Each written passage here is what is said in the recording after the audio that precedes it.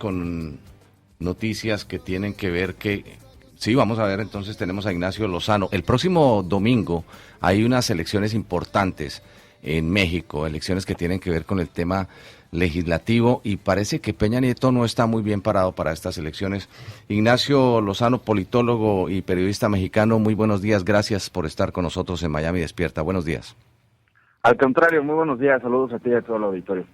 Ignacio, son unas elecciones que le podrían servir al PRI para recuperar un poco el terreno que ha perdido esta administración por los problemas económicos. ¿Cómo se ve todo esto en medio de un ambiente político que está caldeado por la inconformidad del pueblo mexicano? Sí, y sobre todo por el tema de corrupción, escándalos de corrupción en el que el gobierno federal, emanado, como bien dices, del PRI, se ha visto inmiscuido. Está el escándalo de la Casa Blanca, una casa de la esposa del presidente que compromete un conflicto de interés del gobierno federal con un constructor en el Estado de México. Y está también la Casa de Malinalco, que es una casa que adquirió el secretario de Hacienda de México en los mismos términos y con el mismo constructor. Entonces, el gobierno mexicano, sumándole además la crisis en Ayotzinapa, con la desaparición de los 43 normalistas, y lo que parece ser una ejecución extrajudicial en Tlatlaya, en el Estado de México, pues suma una serie de descréditos al gobierno mexicano y descontentos.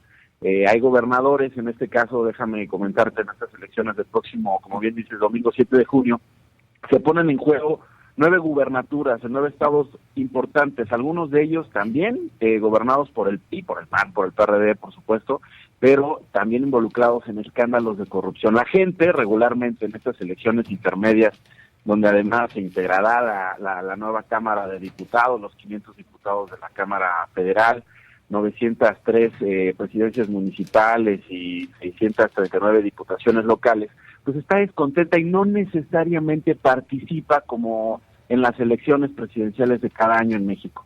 La abstención en las elecciones intermedias es muy alta, la gente está desencantada y hoy en día incluso se está discutiendo de manera muy seria, como ocurrió en el 2009, el voto nulo, que es cancelar el voto sin dejar de asistir a las casillas, pero cancelar el voto como una especie de castigo a la clase política. Y hay un debate, expertos en la materia discuten si en verdad eso sirve para castigar y para mejorar nuestra clase política, nuestra clase gobernante, o simple y sencillamente favorece a los partidos políticos que tienen ya garantizado el voto estructural, el voto de base, el voto de Estado, y que con eso, con una elección con una afluencia a lo mejor menor del 35 o 30%, podría hacer que incluso el PRI permanezca en la Cámara de Diputados con si no una mayoría absoluta, sí con una importante presencia que pueda permitir alianzas con otros partidos políticos y finalmente facilitarle el último trienio al presidente Enrique Peña Nieto. Claro, estábamos viendo precisamente, Ignacio, una situación que se está viviendo a nivel nacional y que va a influir en las elecciones del próximo domingo relacionada con los maestros. Hay una gran inconformidad del sector de la educación en México, unas manifestaciones importantes en Oaxaca y en otras ciudades, inclusive en el DF, en donde hubo bloqueo de vías y una cantidad de problemas, porque los maestros al parecer no están conformes con nuevas medidas que adopta el gobierno y han amenazado con torpedear las elecciones del próximo domingo. Sí, bueno, has tocado un punto clave que además es muy coyuntural. El fin de semana la Secretaría de Educación Pública echó abajo una de las reformas. No sé si tú recuerdas, a principios de este sexenio hubo un pacto por México donde todos los partidos políticos se sentaron a la mesa del presidente Enrique Peña Nieto y hubo una reforma energética, hubo una reforma fiscal, hubo una reforma política y por supuesto una reforma educativa que básicamente tenía como uno de sus empresas o de sus objetivos, una transformación laboral en el terreno magisterial y por supuesto de mejoramiento de la calidad educativa a través de evaluaciones a los profesores, a través de equipamiento a las escuelas, etcétera, una serie de medidas. Y fue precisamente el tema de la evaluación a los maestros, es decir, de evaluar a los profesores que van a entrar a dar clases, evaluar a los que ya están dando clases y a partir de eso decidir si se quedan en las escuelas o se van. Y el Estado no tiene por qué mantenerlos. Bueno, pues eso generó, cuando en el Pacto por México, una opinión, positiva, y aplausos al presidente Enrique Peña Nieto por este esfuerzo. Una vez que se aprueba la ley, que además hoy en día es constitucional, llegan una serie de marchas de estados bastante efervescentes como Oaxaca, Guerrero, en la zona sur, además son estados muy pobres, en Chiapas y en Michoacán también, con Coordinadora Nacional de Trabajadores de la Educación, que se opone a la evaluación, porque finalmente son ellos, la coordinadora, quienes controlan las plazas, quienes controlan los presupuestos, quienes controlan las estructuras escolares en estos estados y, por supuesto, a los que no les conviene esta reforma educativa que tanto presumía el presidente Enrique Peña Nieto. ¿Qué pasó este viernes, este fin de semana? En un comunicado de 2 párrafos, la Secretaría de Educación dice: se suspende de manera indefinida la evaluación de los maestros a nivel nacional, con lo cual se contraviene a la Constitución. Este gobierno viola la Constitución y se les da a los maestros una posibilidad de estar tranquilos, de estar calmados para que se lleven a cabo el próximo domingo las elecciones, cosa que curiosamente no ocurre porque desde ayer la Ciudad de México está copada por estos maestros que vinieron en diversos contingentes a tomar las plazas para seguir protestando, para echar todavía al suelo algunos detalles de la reforma educativa, porque no los tiene contento. Ahora sí que, como decimos aquí en México, ningún chile les acomoda, con todo respeto. Entonces, pues a los maestros tampoco. Y finalmente eso es lo que hace que hoy en día el clima esté más que crispado y efervescente previo a las elecciones. Ignacio, y otra noticia que tiene que ver con México, porque ustedes todas las semanas están ricos, pero en noticias que tienen que ver más que todo con la corrupción. El presidente presenta su reforma anticorrupción, pero hoy leo que el Senado de la República gastó más de 32 millones de pesos. Usted nos guiará un poquito en cuánto significa más o menos esa cifra en dólares, en café, en alimentos, y bueno, hay otro presupuesto altísimo que va en viajes, en los choferes de sus automóviles. Es decir, hay una corrupción rampante y un desperdicio del gasto público en México, y no se sabe realmente si esta nueva ley de Peña Nieto va a atacar este desperdicio del presupuesto del país. Alejandra, ¿cómo estás? Muy buenos días, un placer. Pues sí, el problema que tenemos en México, y supongo que pasa en muchos otros países en nuestro continente, es que los recursos que utiliza el Poder Legislativo no necesariamente tienen que ser detallados en su gasto. Es un gasto discrecional el que se tiene en las cámaras de diputados y de senadores.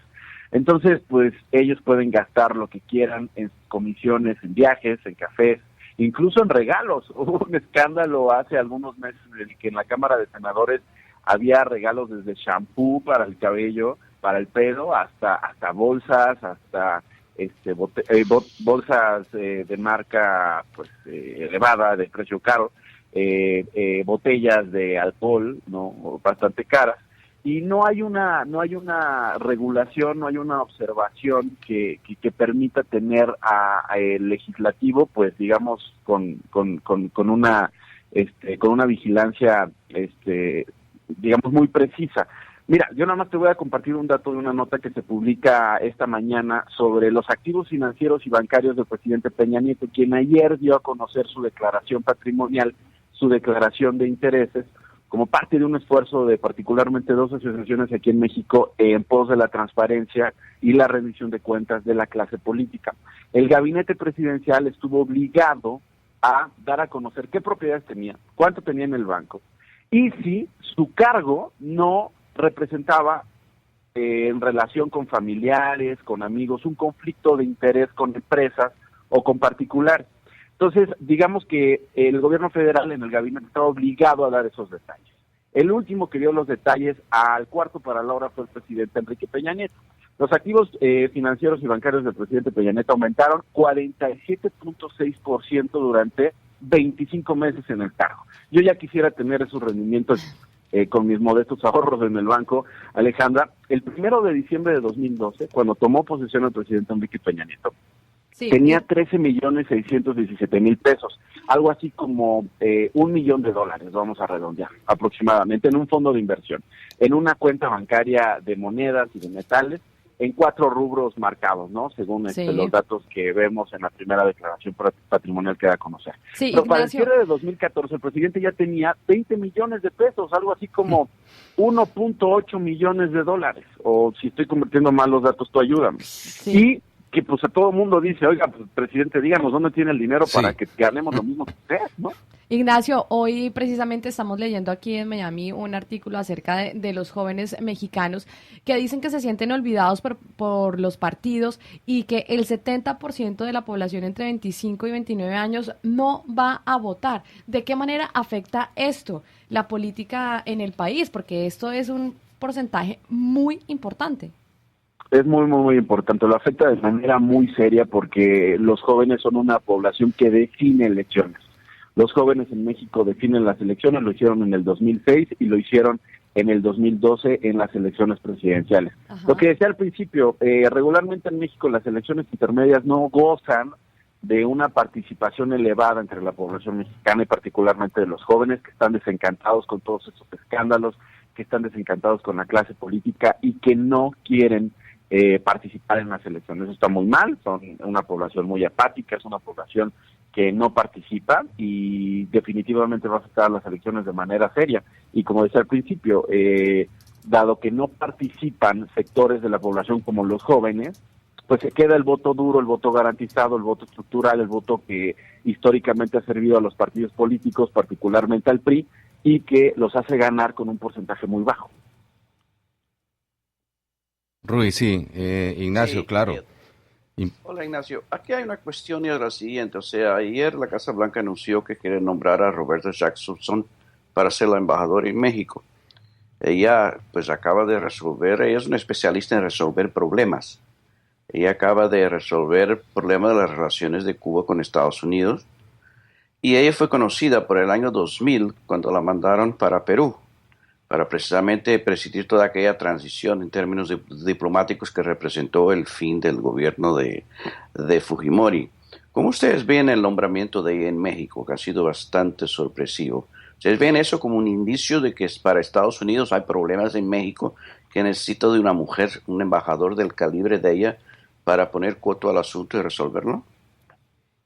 Mira, yo te diría, la discusión sobre la relación bilateral entre Estados Unidos y México no ha jugado en estas semanas un papel importante.